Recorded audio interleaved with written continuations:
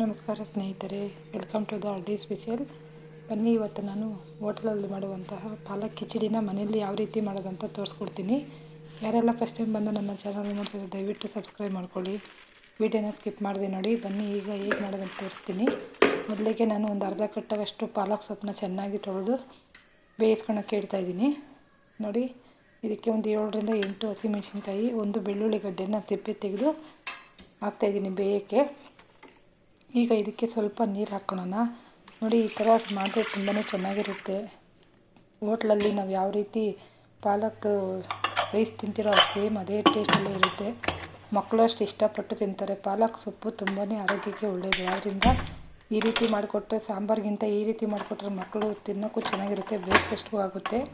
ಬೇಕಾದರೆ ನೀವು ಇದನ್ನು ಲಂಚ್ಗೂ ತೊಗೊಬೋದು, ತುಂಬ ಚೆನ್ನಾಗಿರುತ್ತೆ ನೋಡಿ. ಈಗ ಒಂದು ವಿಜಿಲ್ ಬಡಿಸಿ ಬೇಯಿಸ್ಕೊಂಡಿದ್ದೀನಿ.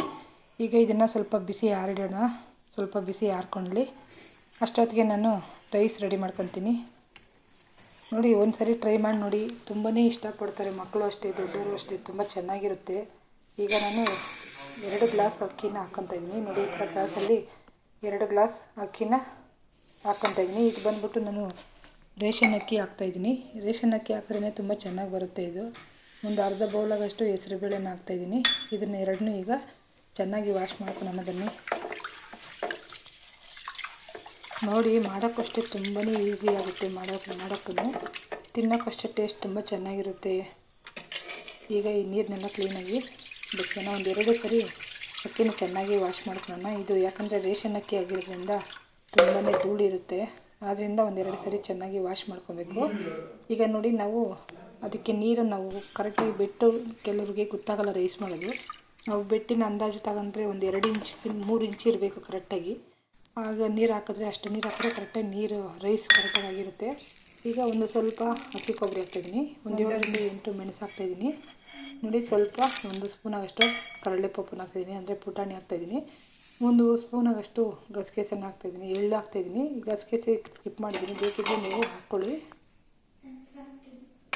ಅಮ್ಮನೆಲ್ಲಂತೂ ಈ ಥರ ಮಾಡಿ ತುಂಬಾ ಇಷ್ಟಪಟ್ಟು ತಿಂತಾರೆ ನೋಡಿ. ಈಗ ನಾನು ಬೇಯಿಸಿ ಇದನ್ನು ಚೆನ್ನಾಗಿ ಸೊಪ್ಪನ್ನ ನೀರು ತೆಗೆದಿದ್ದೀನಿ, ನೀರು ಹಿಂಡಿದ್ದೀನಿ. ಇಲ್ಲ ಸ್ವಲ್ಪ ಕಸರೆ ಹೊಡೆಯುತ್ತದೆ. ಅದರಿಂದ ಮೆಂತ್ಯ ಸೊಪ್ಪನ್ನ ಪಾಲಕ್ ಸೊಪ್ಪನ್ನ ಚೆನ್ನಾಗಿ ನೀರು ಹಿಂಡಿಬಿಟ್ಟು ಹಾಕ್ಕೊಬೇಕು. ಈಗ ಒಂದು ಅರ್ಧ ಸ್ಪೂನಾಗಷ್ಟು ಜೀರಿಗೆನ ಸೇರಿಸ್ತಾಯಿದ್ದೀನಿ.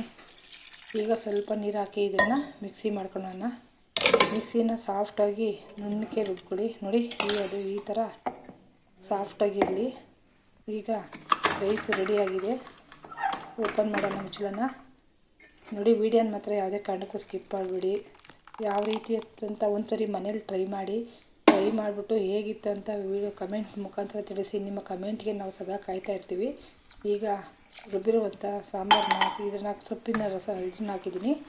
ನಂತರ ಇದಕ್ಕೆ ನಾನು 1 ಗ್ಲಾಸ್ ಆಗಷ್ಟು ಹಾಲನ್ನು ಸೇರಿಸ್ತಾಯಿದ್ದೀನಿ ನೋಡಿ. ಇದಕ್ಕೆ ಹಾಲು ಹಾಕಿದ್ರೆ ಚೆನ್ನಾಗಿರೋದು ನೋಡಿ. ಸಾಲದಿದ್ರೆ ಅಕಸ್ಮಾತ್ ನಿಮಗೇನಾದರೂ ಸ್ವಲ್ಪ ನೀರು ಹಾಕ್ಕೊಳ್ಳಿ, ಚೆನ್ನಾಗಿರುತ್ತೆ. Thank you so much video ನೋಡೋದಕ್ಕೆ.